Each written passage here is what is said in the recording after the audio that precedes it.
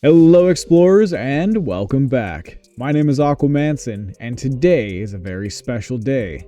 We just got the newest update for Into the Radius 2 and it's the Beta 2. Now those that have been following Into the Radius already know, but the Beta 2 comes with a new location.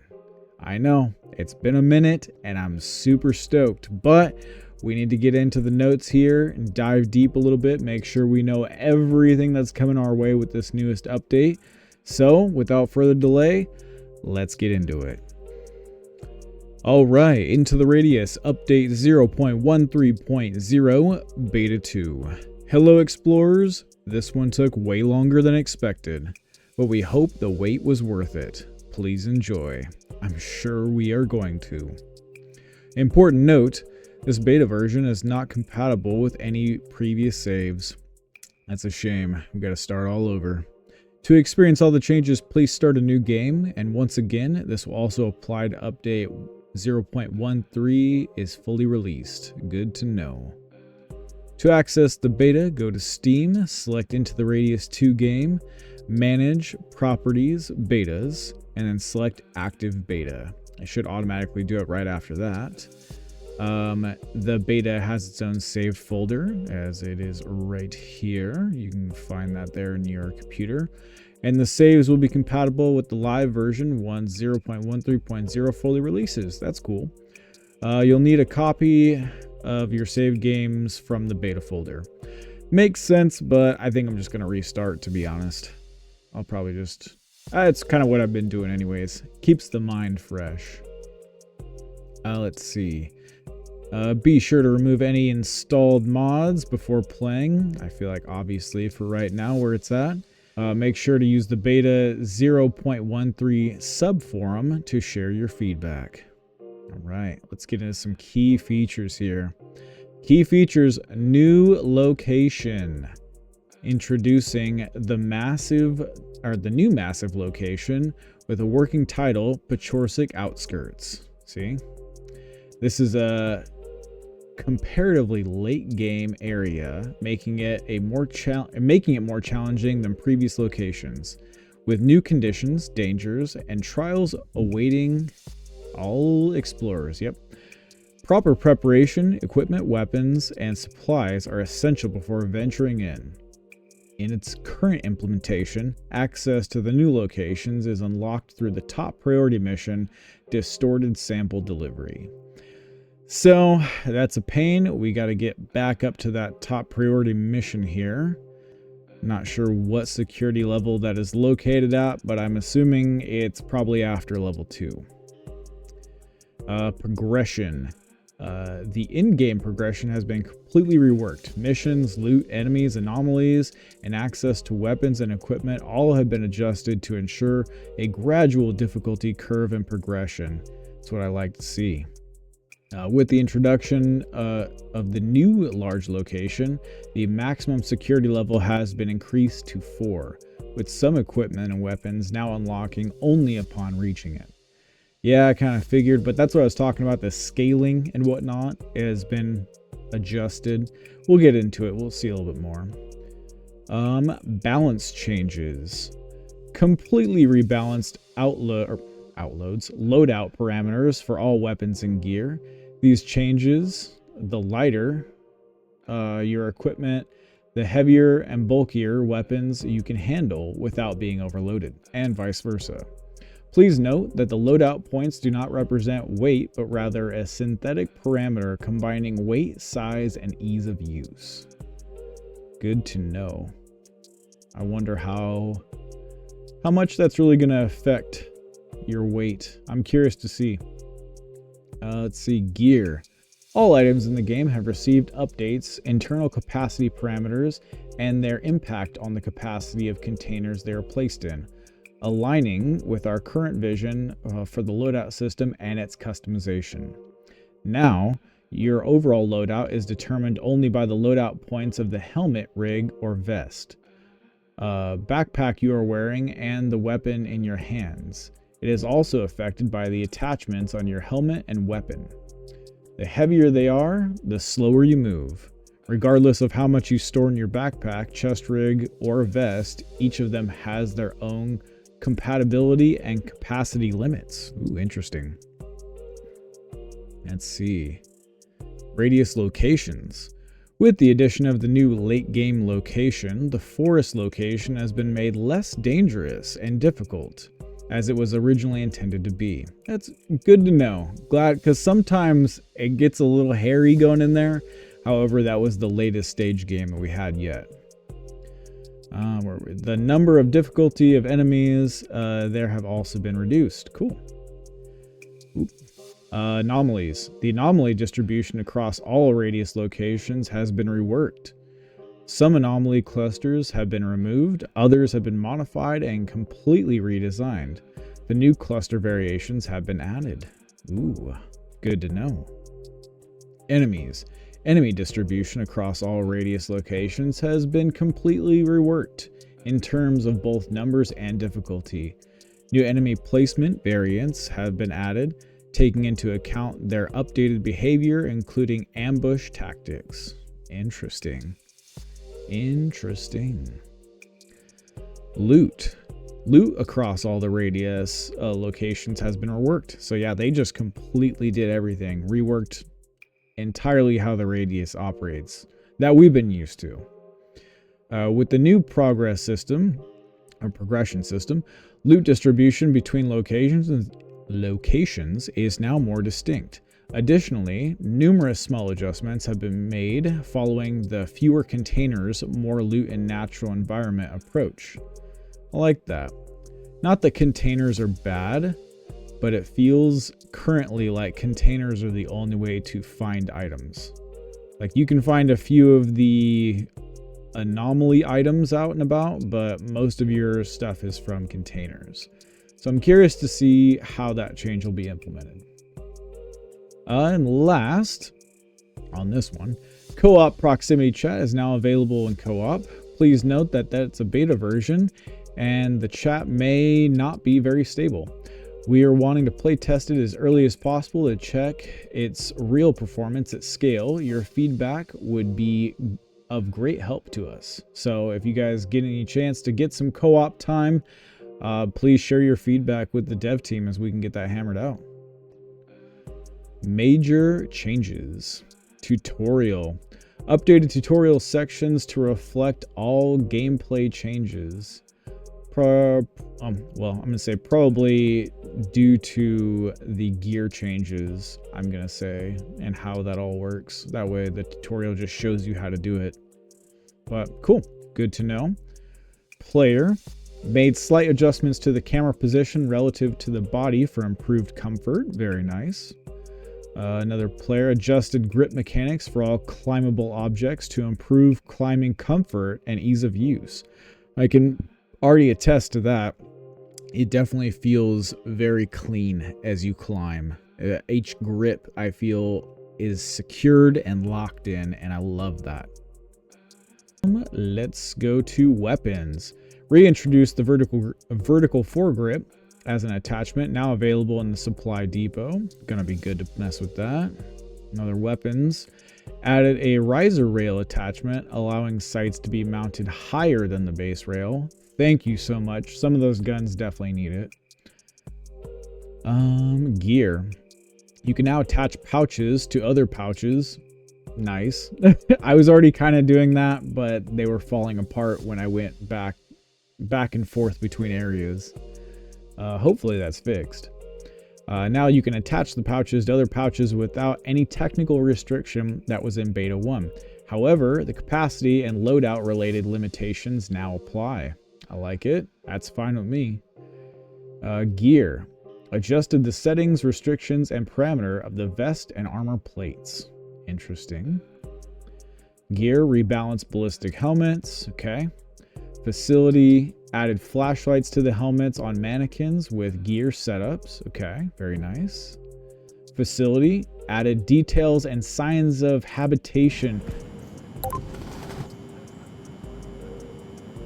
Look what they've done. This place is filthy. Who's doing this? Can't clean up around here? Radius locations. Distortion zones are now present in all locations from the start, but venturing inside of them without proper protection is still risky. The total number of zones has been reduced, but the remaining ones are now larger. Visibility range within the distortion zone has been doubled. That's going to be good because I couldn't see anything trying to get in there before. I was blind. Essentially, it's like walking in through fog that you can only see 10 feet, or not even 10 feet, 5 feet in front of you. But it's been doubled for both player and the enemies inside. Each zone now contains valuable artifacts or other valuable loot. That's going to be nice. So basically all distortion zones are loot zones. So if you have a distortion mask or you get access to it, keep it on you at all times. There's going to be loot in there.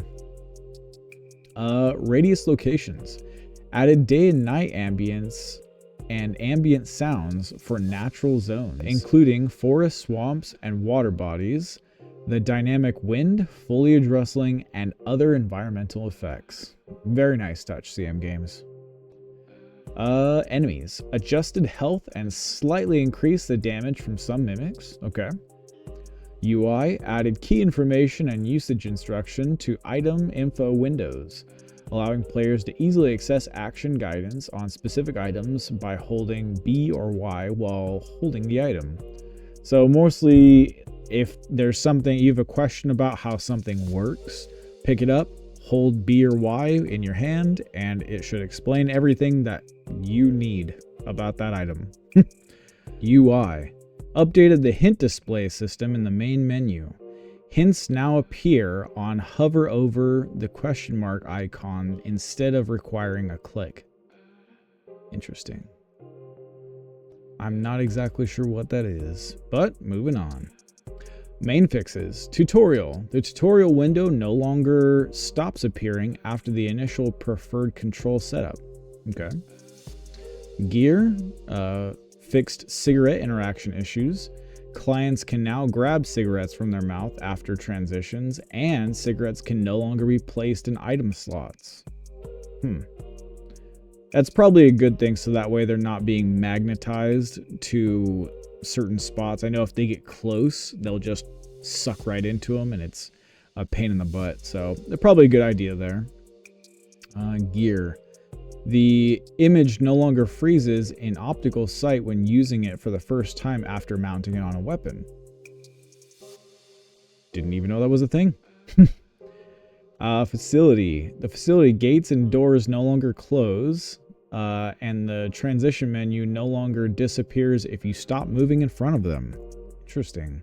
Mission. Anomalies no longer block the path to the target item in the first top priority mission. I'm sure that's nice. You don't need to bombard beginners. Mission. Items no longer disappear from the terminal after a save load made during a mission completion. Probably a good thing. Anomalies. The Hedgehog anomaly now has a proper damage range. Uh-oh. Whoa. Gotta look out for those. Anomalies. Teleport anomalies no longer have visual issues. That's probably another problem too. Problem for us, not for the game. Co-op. The client no longer dies after reconnecting if they had already died before. Interesting. UI. The load button is no longer displayed in the main menu when there are no save files. Okay, that makes sense. UI. The item info in the shop now always appears correctly and disappears without delay. Very nice. Beta 1 fixes, let's get to it, weapons. The holographic sight is now positioned correctly when attached to a 45-degree rail. Very nice. Weapons. Dropped weapons no longer get stuck in the air. That's good. Weapons. The GSH-18 with a silencer now plays all the appropriate sounds when firing. That's always a good thing to hear. Yeah, I know, it's pretty lame. Gear. Lags no longer occur when you grab items. These mostly took place in the supply depot when equipping a backpack. I wonder... I'll keep going. Let's see. I wonder if they fixed the backpack glitch is what it truly is. From what I can see, I didn't experience it. I didn't have a full backpack, but I had a pretty darn full backpack, and that thing felt so good. It was like butter coming back and forth off my back. No problem. Anywho. Gear. Armor plates are now properly reduce incoming damage and wear down as a result. Okay. Makes sense. Pouches can now be rotated when attaching them, even inside the supply depot. I know that was a problem just in the supply depot before, but glad they fixed it. Gear fixed an issue where the wrong pouch was selected when attempting to remove it, causing a noticeable offset in selection. Interesting. Gotta be careful with them pouches. Pouch's rotation angle no longer resets to default after certain actions. Okay. The game no longer freezes when you attempt to attach one pouch to another. I didn't experience that, but I'm glad they fixed it. Gear Fast Helmet now has 2 attachment slots. That should have been there, but thank you for adding that. Gear Explorer's Watch now correctly. Wait, the Explorer's Watch. That's what it is. The Explorer's Watch now correctly displays the helmet's armor value. Very nice. Good to see all the armor. Radius locations. Restored the trees that had accidentally disappeared from the radius locations. That was very nice. I'm glad to see it's going to be thickened up a little bit. Radius locations fixed numerous minor visual bugs across all locations. Great to hear. Anomalies. The reflector anomaly is also properly visible inside the distortion zone. Interesting. I wonder if it wasn't. I didn't see it before. In fact, I hardly ever saw reflector anomalies up until this update, so I wonder if they're trying to cycle them back in. Enemies. Fragment animations now play correctly. So fragment animations were not playing correctly. I wonder what that means. Were they just not moving correctly towards us? Are they going to be freakier now? Who knows? Enemies. Mimics no longer produce the sounds of gunshots. They do not actually fire. That was always so crazy. You would hear gunshots, but you wouldn't see bullets flying past you. You wouldn't know, but they'd be going off, and they also went off after they died too, so it was really confusing. Let's see. Co-op. The pouch's position and rotation no longer resets upon release if the client was not holding a vest or backpack. Good to know. Another co-op one. Client's pouches no longer disappear after the transition between locations. That's a great one. That's kind of been an in and out problem. UI. Mission objective. Item count is no longer displayed outside the bounds of the mission pop-up window. Okay. Item info windows in the supply depot no longer overlap or clip into walls. Very nice. UI for the last one, refined the names of attachments and various elements of the loadout customization system. Wow. Very nice. Love the changes. Keep it coming. All right. And some last known issues here. Player. The hand holding an item is not always displayed correctly. All right, watch out for that. Gear. Your chest rig or vest may jitter if an item is placed into the drop pouch. If an item placed into the drop pouch touches them. Try placing the items into the drop pouch so that they won't come in contact with the chest rig or vest. All right, well, be careful with your drop pouches and chest rigs and vests, I guess. They cause each other to jitter. Be on the lookout. Gear. When removing a drop pouch or unequipped backpack, items inside may gain unintended collision. Try to do this only when your drop pouch or backpack is empty. Makes sense. Empty all your stuff out before you move it and you'll be fine. And last but not least, performance issues inside the Pachorsic outskirts. We'll be ironing them out over time. And from CM Games, see you in the radius. All right. Looks like that about wraps it up for our Into the Radius 2 Beta 2 update. It's looking good. We got a whole new location and lots of stuff to check out when we're in there. We're going to be diving deep into a lot of stuff. However, I'm only Security 1, so it's going to take me a minute to get up there. But I'm going to catch all the goodies along the way, and we'll be in the town before you know it. For now, that's all I got. I hope you all enjoyed, and I'll see you in the next one. Take care.